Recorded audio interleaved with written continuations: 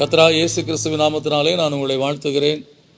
ஆசீர்வாதத்தின் விடியல் என்று சொல்லக்கூடிய இந்த நிகழ்ச்சியிலே இந்த காலை வேளையில் உங்களை சந்திப்பதில் மிகுந்த மகிழ்ச்சி அடைகிறேன்.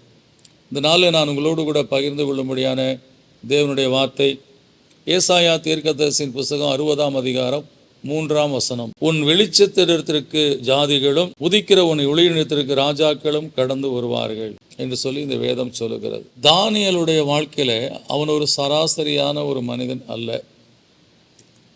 அந்த ராஜா அவனை குறித்து விசாரிக்கும் போது உனக்குள்ளே தேவனுடைய வெளிச்சம் இருக்கிறது என்று சொல்லி நான் கேள்விப்பட்டேன் என்று சொல்லக்கூடிய காரியத்தை அந்த ராஜா சொல்லுகிறார்.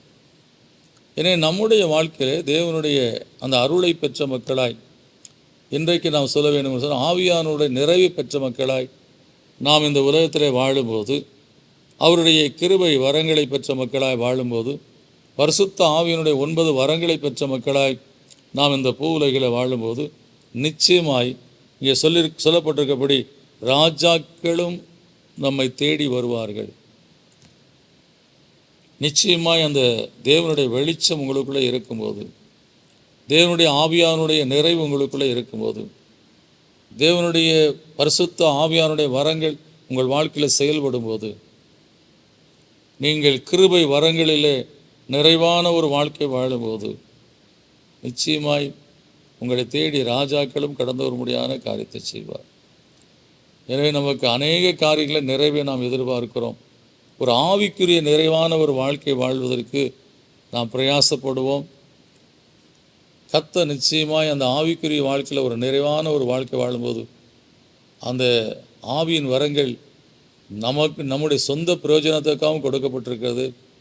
அதே காரியம் மற்றவர்களுக்கு நாம் ஆசீர்வாதமாக இருக்க முடியாமல் கொடுக்கப்பட்டிருக்கிறது. எனவே நீங்கள் இந்த பிரயாசத்தை செய்யுங்கள், பெற்றுக்கொள்ளுங்கள் தேவனுடைய அந்த வெளிச்சத்தை. நிச்சயமாக நீங்கள் அநேகருக்கு வெளிச்சமாக இருக்க முடியாய் கர்த்தர் உங்கள் வாழ்க்கையில் அருள் செய்ய உங்களவராக இருக்கிறார். விசுவாசத்தோடு ஜெபிப்போம். நல்ல பிதாவே, நன்றியோடு துதிக்கிறோம், சோத்திரிக்கிறேங்க தாவே.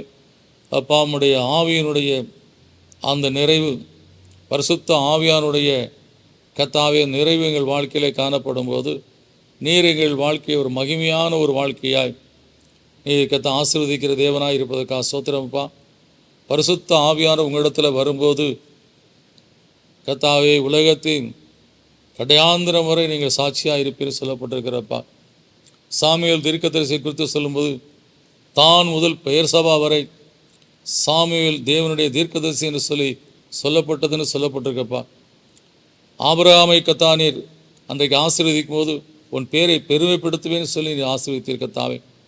அதுபோல் இந்த அருமையான நாளிலே உன்னுடைய பிள்ளைகள் வாழ்க்கையை நான் மங்கி எறிகிற ஒரு திரியை போல இருக்கிறேன், என் வாழ்க்கையில் தேவனுடைய மகிமையை காண முடியாது இருக்கிறேன் என்று சொல்லி கர்த்தாவே உம்முடைய பிள்ளைகள் ஒருவேளை சோர்ந்து போயிருந்தால் தேவனுடைய ஆவியானுடைய நிறைவு இந்த காலங்களில் புறாபாலா சந்தரி மஹாலலூயா நிரப்பட்டு ஆண்டவரே உடைய வாழ்க்கை உங்களுக்குள்ளாக பிரகாசிக்கட்டும். அது நிமித்தமாய் உடைய பிள்ளைகள் வாழ்க்கையிலே கர்த்தாவே ராஜாக்களும் தேடி வரக்கூடிய அந்த மகிமையான ஆசீர்வாதத்தை மகிமையின் தேவன் கொடுத்து ஆசீர்வதிக்க முடியாது ஜெபிக்கிறேன். உடைய பிள்ளைகள் அப்படியாய் நீர் அவர்களோடு இருக்கிறீர், அவருக்குள்ளே இருக்கிறீர் என்பதை இந்த நாளை உணர்ந்து கொள்ள முடியாது பலப்படுத்தி ஆசீர்வதித்து நடத்துங்க தாவே. அபிஷேகத்தருளுங்க தாவே. இயேசுவின் நாமத்துக்கு நல்ல பிதாவே, ஆமென்.